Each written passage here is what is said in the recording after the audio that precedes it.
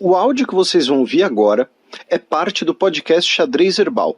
Caso vocês queiram ouvir mais sobre esse assunto e outros temas de política internacional, é só ir em xadrezherbal.com. Bem, passemos agora para a coluna da professora Vivian Almeida.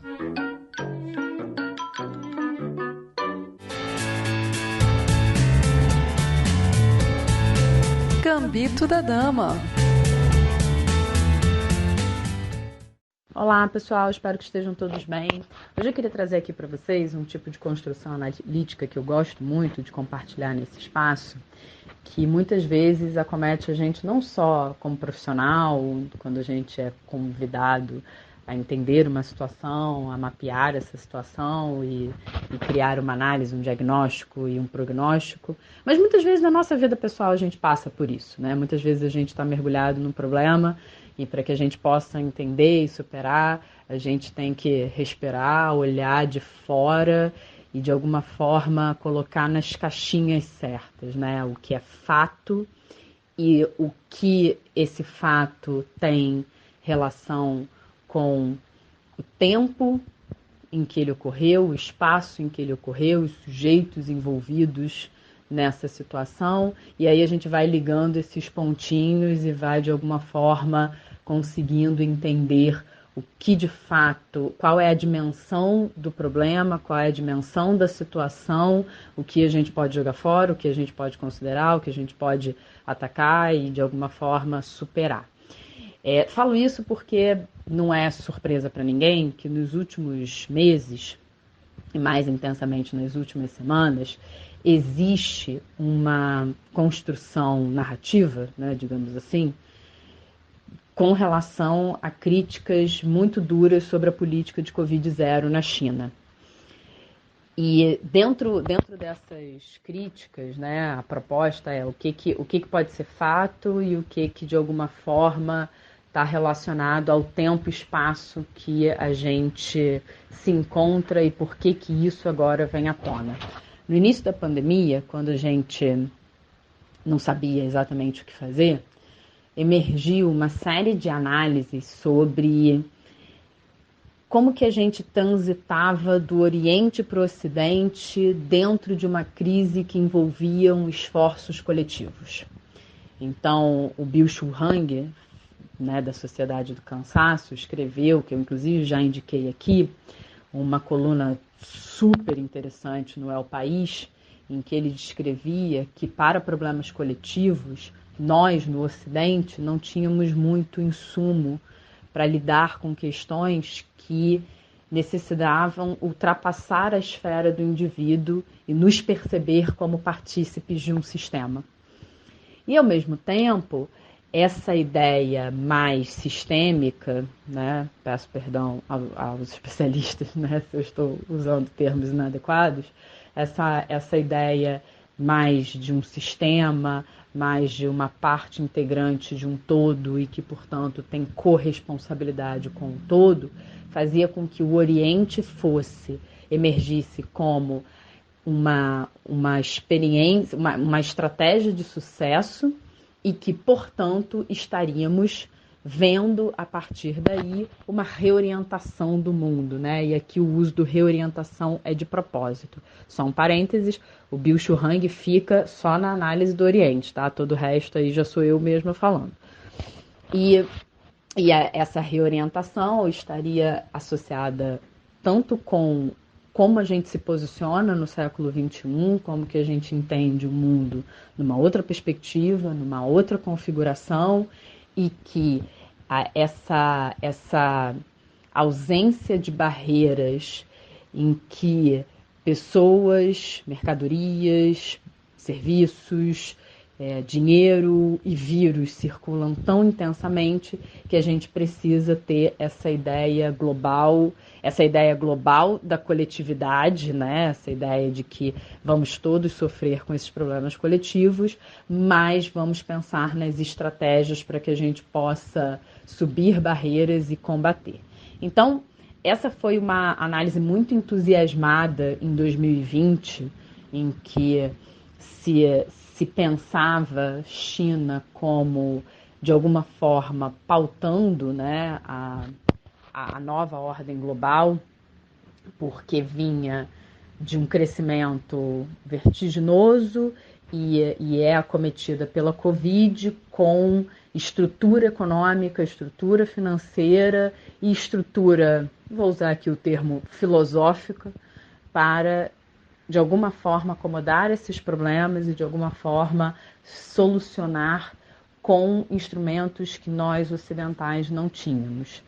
E mais do que isso, o tipo de economia, o tipo de política econômica fazia com que países como a China estivessem, por definição, mais preparados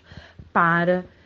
momentos de crise como a gente vivia, como, por exemplo, a produção dos EPIs, a produção dos ventiladores, a produção das máscaras e tudo que estava lá centralizado e que aqui a gente ficou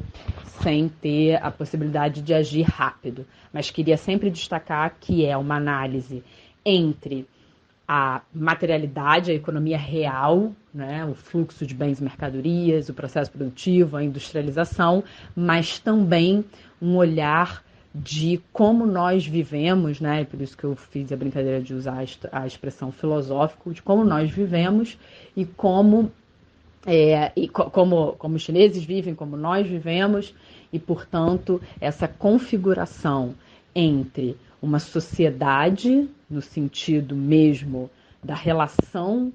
entre as pessoas e a economia, seriam a grande cara do século XXI. Eu estou falando tudo nesses termos, né? Seriam, eram, né? Deveriam, porque, como eu disse para vocês, a crítica à política de Covid-0, ela não vem sozinha e ela não vem só reverberando uma crítica ao cuidado com saúde, mas muito relacionada também a uma construção de uma crítica sobre o que é a economia chinesa, sobre como, de alguma forma, por exemplo, a questão da economia real, a questão da China ser um país superavitário, tal qual a Rússia, está associado não necessariamente a um transbordamento imediato para a população, de modo que essa população ela seja positivamente afetada, positivamente impactada pelos ganhos dessa produção e que, portanto, incorra nessa distribuição. Por outro lado, o que se percebe é que justamente o fato da China estar estagnando, diferente do que a gente esperava ou do que a gente reconhece como o mundo início do século XXI, passa a ser uma boa notícia para o mundo, porque, afinal de contas, a China desaquecendo arrefece as expressões sobre os preços dos combustíveis, sobre os preços das commodities e, de alguma forma, atenua os efeitos inflacionários. Então, a gente já começa a mapear a ideia de que, em termos de economia real, o que se propunha, o que se vislumbrava ali no início da Covid tem uma alternância entre tem uma alternância não, tem uma reversão entre o que se sinalizava como paradigmático, né, como uma mudança da condução das políticas econômicas para o século XXI, para, de alguma forma, entender que colapsos eventuais que possam estar ocorrendo dentro da China passam a ser boa notícia para o mundo. E pelo lado do comportamento e pelo lado da sociedade, uma outra retórica que vem ascendendo é a ideia de que, em que pese,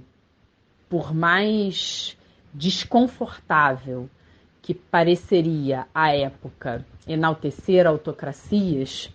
de alguma forma, aquele momento se entendia que era necessário você construir uma política de Estado para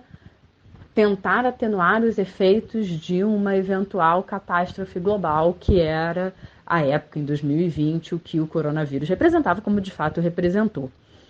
Então, de novo, ainda que a gente pense que autocracias jamais devam ser enaltecidas ou tentar se seguir, tentar se referenciar, essa estratégia de reduzir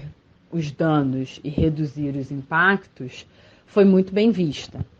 O problema é que, como eu disse lá no início da coluna, nossas análises devem sempre ter o cuidado de, por mais que nossas mentes humanas sejam limitadas, né, nós não somos